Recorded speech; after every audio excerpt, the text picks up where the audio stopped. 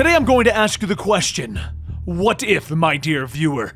And today's what if is, what if Deadpool became Venompool?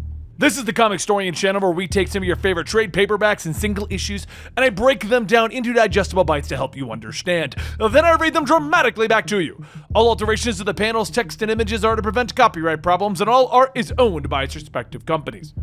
I have deep dived into some of my favorite what if issues, folks, and I'm going to bring you some of these classic, fun what if tales for you to enjoy right here on the Comicstorian channel. And my first pick, the first weekly what if video, is going to be Deadpool becoming Venompool. This is where Venompool started, where the craze began and everyone thought it would be cool, and then it got redesigned into what you're seeing right now.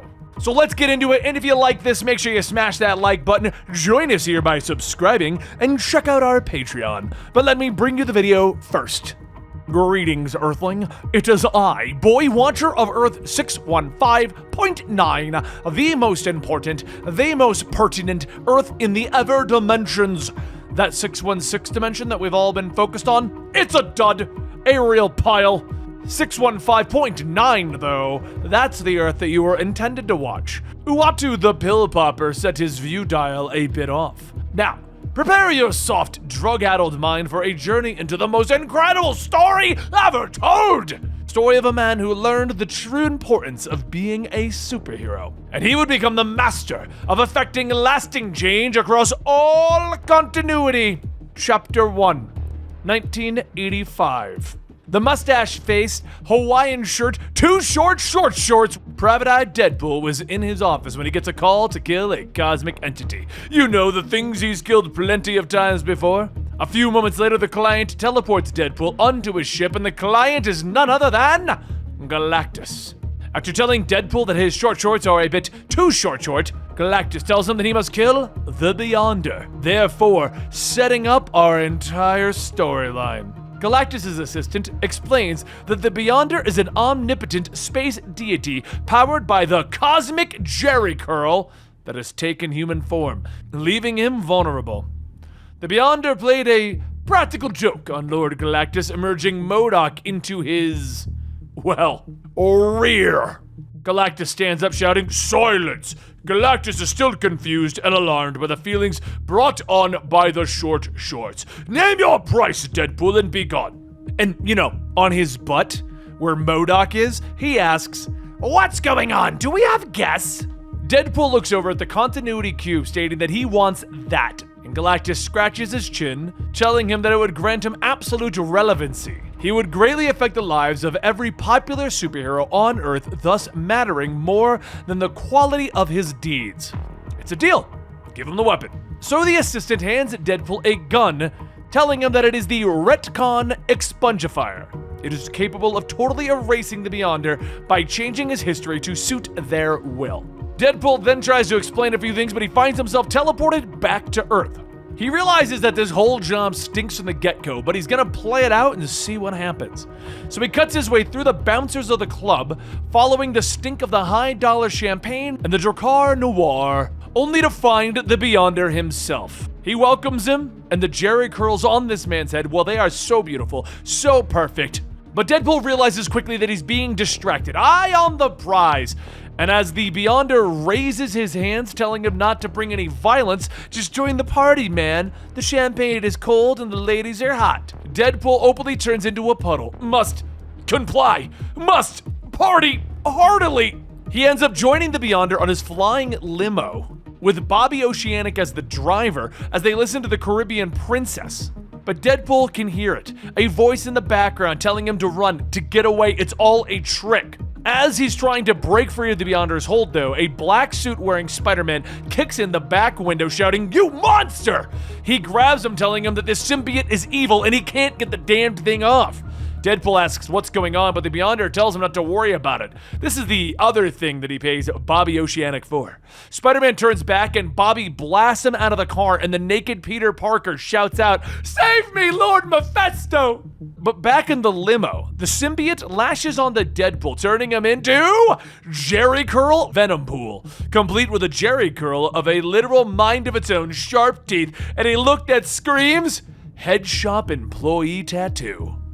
We now cut to Chapter 2. 1993. Venompool has been active for 8 years and still hasn't killed the Beyonder.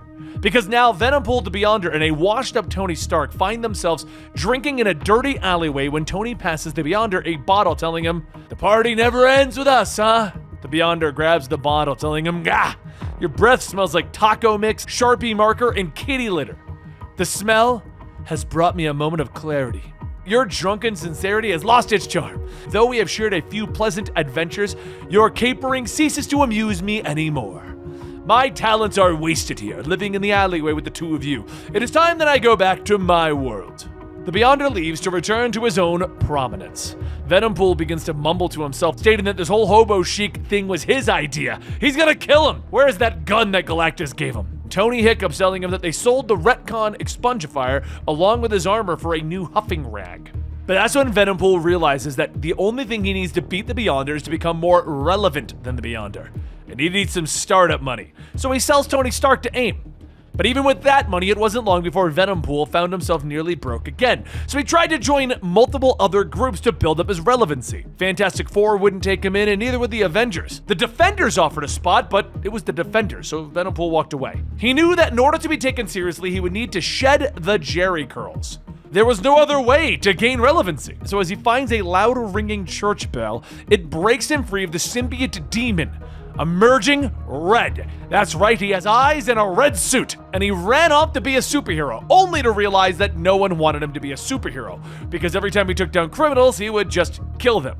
So he decided that he needed something bigger, and to be bigger, he would just have to join the Secret Wars Extreme, a place where heroes and villains could fight each other in a glorious battle. And so he left to join Secret Wars, to find a way to become relevant at this big crossover event. However, what he didn't know is when the Jerry Curl left, it became its own Jerry Curl symbiote witch, decided it was going to get revenge against its previous owner. Cut to Chapter 3, 2001, and now our dear viewer, we're on Harry Springer, and he will explain much of what has transpired. For a recap, meet Wade Wilson, codenamed Venompool. Venompool has been trapped in a loveless and abusive relationship with the Beyonder for the past 16 years. And as Venompool blows his nose, Harry tells him that his boogers are a testament to the pain that the Beyonder has inflicted on him.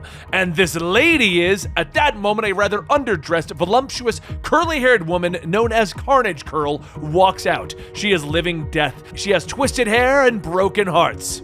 And she is also where the Jerry Curl symbiote ended up after leaving Venompool. To cut this chapter short, because it's kind of really weird, it's basically a Jerry Springer episode in which Carnage Curl decides who she wants to be with, Venompool or with the Beyonder. It's really bizarre, really all over the place, and I'm not even gonna try to act out all the stuff, because Carnage Curl is pregnant!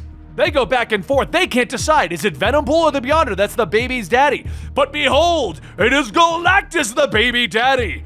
And his revenge is finally completed against the Beyonder by turning his Jerry Curl symbiote into his baby's mama. The Beyonder rips off his tank top, shouting that it can't be. "You home-wrecking monster! Let us settle our differences." And they did. But they possessed power too hot for existence, and they destroyed the Earth. Chapter 4. But what really happened in space with Galactus and the Beyonder originally? Well, they didn't destroy the world, because before they did, Venompool used the retcon expungifier and expunged them both from continuity. Thus, Venompool returned to Earth as one of the most important and most relevant heroes the world has ever seen. However, there were still other heroes who were more relevant than him, like Thor. People loved Thor, sometimes more than Venompool, and he just killed two godlike beings. So when Thor went to use the restroom, Venompool took his hammer and proclaimed that there can only be one Highlander. And over the next year, Venompool killed every hero, every villain, leaving only the very attractive alive, for adoration purposes, of course. He became the world's only and thus most important superhero. But something felt off. Everyone knew that Venompool was the greatest except Venompool. Doc Samson explains that it's very important to him, the external validation of his life, and he never knew why the world conspired to make him feel so bad about himself. Venompool then shouts that that's right. They made him feel that way. The Beyonder dared him to, and then abandoned him. Samson says that normally what they find in these situations is that the person with the victim complex is cast out because of his own behavior. Most often, someone doesn't like who they are, and they mask that fact with a wall of arrogance and ego. It's a defense from the world, which usually turns into a weapon against the world as well. It's quite common for someone to feel persecuted, to be blind to the reality that he is just a jerk that no one wants around.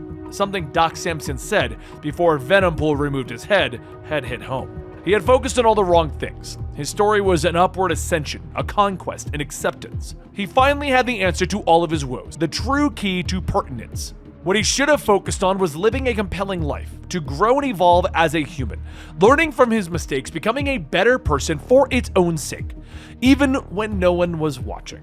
Perhaps adopting a moral, philosophical point of view. Venompool finally learned to do the one thing most paramount.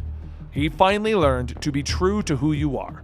Unfortunately for the rest of them, his true self is an unredeemable ass. Instead of doing all that other crap with all the learning and the thinking, he's just going to erase the entire universe with the retcon expungifier. What a jerk. And there you have it, the actual first appearance of Venompool in this What If issue. As you can tell, his original appearance is a bit weird, as the wiki states it. He looks like a cross between Venom, Deadpool, and Rick James. But he then got altered in the Deadpool Kills Deadpool series, where we got to see multiverse versions of Deadpool, and we got to see him look what you more recognize, the Venompool that just looks like Venom, but in Deadpool's costume. What did you guys think about this What If, though? Next week, I'm going to do a Wolverine-themed one, so if you want to hear that story, make sure you stick around, hit that subscribe button, hit the like button, and join us at Patreon. And outside of that, I'll see you guys next time, right here at the Comicstorian channel.